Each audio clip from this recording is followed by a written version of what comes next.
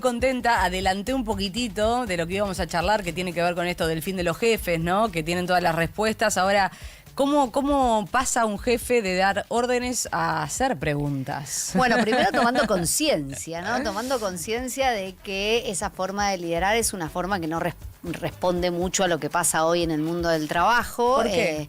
Bueno, porque el mundo del trabajo, y todos los mundos, pero el del trabajo particularmente, es cada vez más incierto, ¿no? Cambia muy rápidamente, nos tenemos que adaptar a nuevas cosas, a nuevos negocios, a nuevas tecnologías, a nuevas maneras de hacer las cosas. Y cuando un terreno es incierto, no hay alguien que tenga todas las respuestas. Hay alguien que tiene experiencia, que puede transmitir caminos, que puede transmitir maneras de explorar lo que tenemos enfrente, pero lo cierto es que cuando no sabemos cuál es el partido que vamos a jugar, no es tan fácil dar las indicaciones, ¿no? Entonces, estaba trabajando en una capacitación y ahí se me ocurrió proponerte este tema para esta columna, siguiendo un poco lo que habíamos hablado en el Día del Trabajador y la Trabajadora, de estos cambios en el mundo del trabajo, ¿no? Y hay una autora que quiero traer con respecto a esto que se llama Amy Edmondson, que habla de un concepto que se llama seguridad psicológica, que lo habla en el contexto del trabajo, que responde justamente a esto que vos decías, ¿no? Se acabó esta forma de trabajo que es liderada de una manera vertical, porque eso no permite que podamos explorar ambientes que son muy inciertos. Ella empezó haciendo un estudio, es una investigadora que empezó haciendo un estudio en el cual evaluaba o medía la cantidad de errores que cometía un equipo y la productividad que tenía ese equipo, un equipo de trabajo, no un equipo de fútbol. Y al revés de lo que esperaba, que es a más errores, menos productividad, encontró que los equipos que reportaban más errores eran más productivos, ¿no? Entonces, originalmente le llamó la atención, miró un poco más los datos y lo que se dio cuenta no es que era que los equipos se equivocaban más, es que los equipos se animaban más a decir que se habían equivocado, ¿no? Entonces, no lo hacían, claro, que antes no lo hacían, o que el otro equipo, el equipo donde los errores no estaban permitidos, no eran compartidos, no se conversaban, eran menos productivos, porque uno, ya lo hemos discutido varias veces, aprende del error, ¿no? Claro, pero también en espacios que den lugar para eso, ¿no? También, y para reconocer, che, me equivoqué, bueno, no importa, vamos a probar otro camino, otra opción, ¿no? Jefes que también den lugar a los empleados para eso. Ahí volvemos al liderazgo. Sí. Si vos sos un líder en el cual alguien comete un error y eso es algo para castigar, esa persona no va a querer informarte del error, contarte qué fue lo que pasó. A mí me sirve dar un ejemplo que es de la exploración de una isla determinada, ¿no? Un lugar desconocido. Vos tenés un equipo que tenés que lograr encontrar, por ejemplo, la salida, donde está lo más parecido que hay un puerto, ¿no? No van a ir todos juntos atrás del líder a mirar, sino que esas personas tienen que salir a explorar y traer información. Y para traer esa información tienen que poder decir, che, este camino funcionó, este no funcionó, me equivoqué, mirá que acá me quedé enredado, no sé, con una planta, digo. Y eso es un poco lo que pasa en el mundo del trabajo actual. Como cambia tan rápidamente, no sabemos bien a qué nos vamos a tener que enfrentar. Entonces, aquellos líderes que conozcan las virtudes y los puntos quizás no tan fuertes de cada una de las personas de su equipo, van a poder armar mejor esos equipos de trabajo. Sí, un jefe que ya no controle tanto el qué, sino el cómo, ¿no? El cómo, sí, y que genere este ambiente, porque el término viene de seguridad psicológica, que es como un ambiente en el cual las personas se sientan seguras de poder decir que se equivocaron, que tienen una idea, que la idea que están tomando les parece mala, que en otro trabajo yo hice tal cosa y funcionó. Es decir, que se animen a hablar abiertamente. También que se animen a proponer, che, necesito un descanso, una desconexión. Exactamente, porque imagínate que vos tenés a alguien que tiene que estar, no sé, a cargo de un programa y algo te pasó ese día que realmente no crees que estés lista para hacerlo. Si vos no lo podés hablar con la producción, probablemente eso no sume a la productividad del equipo o al programa en sí mismo, ¿no? Deberíamos todos estar listos para decir, che, hoy yo no estoy para patear. Paso A, paso B. Imagínate si vos no le podés decir eso al director técnico, ¿no? Entonces, en este sentido es este liderazgo un poco menos vertical y mucho más horizontal, entendiendo que todos tienen algo para aportar. Y también potenciar al empleado en cuanto a facilitador de talento ajeno, ¿no? Sí, que a veces es muy difícil porque uno lo que ve son liderazgos en los cuales explicar o dar la herramienta o esperar a que la persona recorra su propio camino con un mundo que también nos hace ir cada vez más rápido. Bueno, mejor lo hago yo, ¿no? Que lo hago más rápido, mejor no lo tengo que explicar a nadie, pero hay que entender que la experiencia también construye ese recurso que va a hacer que después esa persona que está en tu equipo pueda ayudarte sin necesidad que vos lo estés mirando, guiando, etcétera. Entonces, destinar el tiempo a la capacitación es algo también que suma un montón, que se entienda que, bueno, puede que vos lo hagas hagas mejor y más rápido la primera vez, pero vos necesitas que esa persona después sea un buen explorador, que sea un recurso que vos puedas usar para que vos puedas destinar tu mente, tu tiempo y todos los recursos que tengas para resolver aquello que tenés que resolver. Hay un ejemplo que yo cuando se lo leí a esta mujer, Amy Edmondson, me flasheó porque no me lo olvidé más, porque me pareció muy, muy concreto y práctico. Ella estudia originalmente este tipo de errores y cómo impactan en la productividad en instituciones de salud. Y entonces cuenta la historia, ¿no? como de 2 escenarios, de una persona, una enfermera, que había quedado como a cargo del piso, ¿no? Y ve algo en una historia clínica que parece inadecuado. No me acuerdo bien, pero imagínate que es que a un paciente decía que había que administrarle una droga, pero con una cantidad de veces, 10 veces más que lo que suele ser la dosis habitual. Y ahí tenía 2 caminos, ¿no? O llamar al médico que estaba de guardia pasiva en su casa, o a la médica y decirle, che, me parece que acá hay un error, que anotaste mal la dosis porque dice 1000 en vez de 100, ¿no? Que si tiene esa libertad y esa tranquilidad lo haría. O decir, bueno, qué sé yo, si la médica es ella. Ella sabe. Ella sabrá. Mejor no le digo nada, a ver si todavía se calienta que le estoy dando instrucciones, ¿no? Entonces, esos son como los 2 diferentes ambientes, ¿no? Uno en donde uno se siente libre de decir, che, acá me parece que hay algo que no está bien, che, acá me equivoqué, acá creo que te estás equivocando vos, conversémoslo en un lugar donde no te sientas como evaluado, que no vayas a ser castigado por pensar distinto, que nadie te vaya a decir, ¿vos qué opinás, no? Y además de vuelta... Pero por eso, perdón, María, pero eso no depende tanto de la personalidad de uno, sino el que tenés enfrente para decirle esas cosas. Si mi jefe es un ogro, yo voy a tener siempre miedo de decirle algo. Por eso la columna se titula que se acabó el líder vertical que tiene todas las respuestas, porque es un cambio que tiene que hacer el liderazgo, que tiene que generar ese ambiente de seguridad psicológica. Después uno puede aprender a decir las cosas de manera asertiva, que es algo que tampoco nos entrenan tanto, ¿no? De poder transmitir algo de una manera que logre tu objetivo sin generar en el otro una reacción, no sé, emocional negativa, ¿no? Que después podemos hablar cómo se dice un no asertivamente, ¿no? Eso me encanta.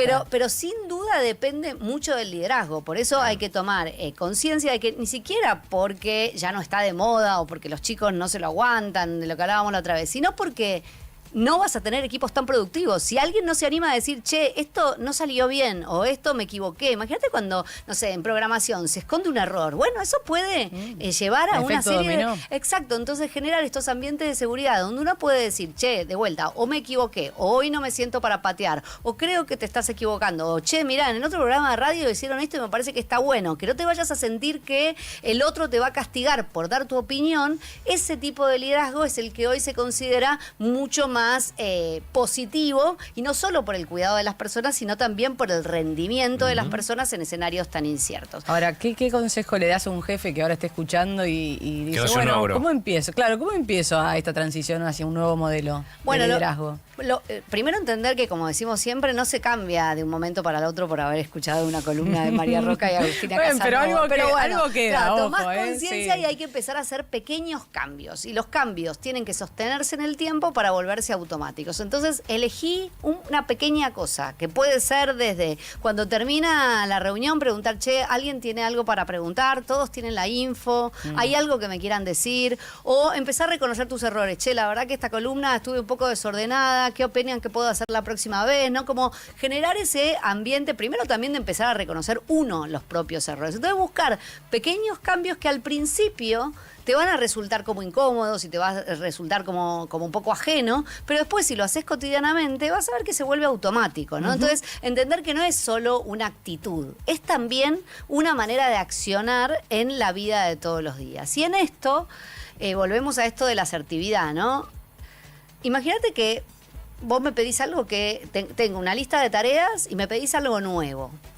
Tu objetivo como líder es que yo pueda hacer todo. Si yo no voy a poder hacer algo, es muy importante que yo te lo diga, no que llegue el día en que te lo tengo que entregar. ¿Y cómo te lo digo? ¿No? Porque obviamente es entendible que no tampoco los líderes tienen siempre tan claro qué es lo que está haciendo cada uno, etcétera. Tiene que dar ese lugar. Che, ¿crees que vas a poder hacerlo? Che, May, ¿podrás hacer 2 columnas por semana? Bueno, déjame que chequeo. Bueno, igual tómate tu tiempo, decime qué necesitarías, te falta algo para lograr esto que querés hacer, digo, como mostrar esa apertura. Y nosotros, como parte de los equipos, como decíamos, tenemos que aprender a decir que no. Y decir que Eso no... nos cuesta tanto, porque además cuando te viene con una propuesta, como la que vos decís, un superior te pide que hagas algo que quizás vos no venías haciendo o no estás acostumbrado o sería la primera vez, como que dices, che, por ahí se me presenta un desafío. No importa, no le voy a decir que no lo sé hacer. Y si por ahí lo hago bien, después, Bueno. eso es como otra mirada, ¿no? Sí, porque pero- La mirada también, de la persona. Claro, resulta No del que, que tenés que dije enfrente. que no y por ahí Claro. se me pasó una oportunidad, es como piensa Pero el igual, empleado. mira, lo primero es que tal cual, cualquier situación de desafío es una oportunidad de aprendizaje, ¿no? Ya hablamos varias veces que si el desafío es muy grande, te termina cayendo encima y puede ser nocivo para tu salud. Pero si es un desafío que te sume, que te saque de tu zona de confort y que vos aprendas algo, está buenísimo que lo hagas. Pero algo hay que decir que no cuando el tiempo no alcanza, porque si no es decirle que no a tu hija, si no es decirle que no a tu momento de descanso, si no es decirle que no a tu sueño, todo lo que venimos hablando siempre, ¿no? Entonces, hay para mí tres claves en cómo decir que no de manera asertiva. Primero, decir que no claramente. Decirlo claramente, no decir, sí, estoy complicado, pero déjame ver cómo lo hago. No, decir, mira, la verdad que para esta semana, como lo estás pidiendo, no lo puedo hacer, ¿no? Dar una explicación. Mira, no lo puedo hacer porque estoy con el informe A, B, C, D que me pediste. Dar una explicación bien concreta. Y 3, dar una alternativa. Entonces, no lo puedo hacer porque estoy... Mira, la verdad es que para esta semana no lo puedo hacer porque estoy con los informes que me habías pedido la semana anterior. Tengo 2 opciones. O lo que me estás pidiendo ahora lo encaro la semana que viene o dejamos los informes de lado. Pero siempre dar una alternativa. Y fíjate qué tan distinto te cae esto a que te digan, no puedo. Y además eso te permite gestionar esto que vos decís del interés. Quizás estás gastando tu tiempo en algo que crees que podría hacer alguien más, que no te suma tanto, que no te divierte tanto. Y decís, mira, la verdad que me redivierte, no lo puedo hacer esta semana porque estoy con todo esto. ¿Qué tal si hablo con tal y le pedimos que siga con esto? Así yo me puedo ocupar de esta cuestión que me estás pidiendo, ¿no? Entonces, de vuelta, todo está alrededor de entender cómo funciona nuestra mente y cómo funciona la mente de los demás para poder vivir mejor y ser más efectivos y no pasarla tan mal. Digo, ¿cómo es que nadie nos entrenó a decir que no? Poder decir que no debiera ser una de las habilidades humanas más valoradas, porque, digo, para un líder saber que alguien no se considera que pueda hacer esa actividad es una información fundamental para llevar a cabo la tarea que tiene cotidiana, ¿no? Entonces, a mí me interesaba traer esta columna porque a veces hablamos de todos los cambios que hay que hacer relacionados con la inteligencia artificial, etcétera, y muchos tienen que ver con esto, ¿no? Como cómo cambia también la manera de liderar. Hoy el líder que escucha, que entiende que la respuesta a un problema puede venir de una persona inesperada o de un lugar inesperado o que necesita todos esos ojos o esa información para poder tomar las decisiones. Después, por supuesto, alguien tiene que dirigir. Eso Claro. no está diciendo, che, si vos te parece que tenemos que hacer la columna de 40 minutos, vamos a hacer 40 minutos, porque a vos te parece que hay que ahí hacer 40 quería ir también, porque de algún modo un jefe que también se muestra demasiado flexible pareciera vulnerable incluso. Y eso es un peligro para equipos que de repente ven un jefe que No no, hay tiene autoridad, tanto sí, poder o que tanta no hay autoridad autoridad. y se traduce en un miedo también. Es un mix, ¿no? Es que escuchar generalizado. la información no quiere decir tomar sí o sí la información como la decisión que se va a llevar a cabo, ¿entendés? Una cosa es decir, che, ¿vos qué pensás de esto, May? Mirá, yo que me dedico a las neurociencias, pienso, y vos decís, mira, yo soy periodista, sé que las columnas en general tienen que durar 30 minutos, te agradezco mucho la información, la voy a tener en cuenta, pero sigo por este camino. Es distinto, no es hacer todo lo que las personas te piden, es saber escuchar y entender que los otros son fuente de información que si no te va a quedar afuera. Había otro ejemplo que daba esta autora que era, no me acuerdo, un CEO que había mandado de una empresa a otra, ¿no? Y cuando llegó hizo un recorrido por la planta, creo que era una fábrica de autos, no sé, yo soy muy mala con los detalles, y cuando termina se junta con como los subdirectores o los directores de área y le pregunta, bueno, contame cómo va todo. Y todos le contaban lo bueno. ¿No? Bueno, producimos tantos autos y bueno, este año las ventas Para aumentaron. deslumbrar. Claro, Sí. y él le dice, no, necesito saber en qué te va mal ¿En para qué poder fallamos? mejorar. Porque uno lo sé todo ya. Porque, Me da claro, el número y listo. Claro, y listo. Para poder mejorar necesito saber en qué fallás, Claro. qué necesitamos mejorar. Para encontrar la enfermedad para el diagnóstico. Claro, como entonces dicen vos los podés médicos.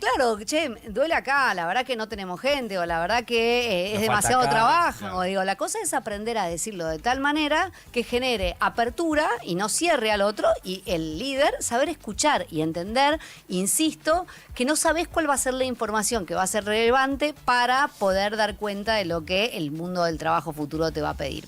Es muy interesante, María. La verdad que también, bueno, es un terreno que se presta a la incertidumbre. Por supuesto, porque un jefe que es tan abierto con sus empleados, los empleados proponen, el otro, hay un poquito de incertidumbre. Es que ahí la clave de un buen líder Nos es el alejamos equilibrio. de la certeza, claro. El equilibrio, es la clave de un buen líder. Es que es un mundo Ser equilibrado. incierto. Es un mundo incierto. Es un mundo incierto. Entonces, tener un líder que tiene todas las certezas es un líder que no está en este mundo.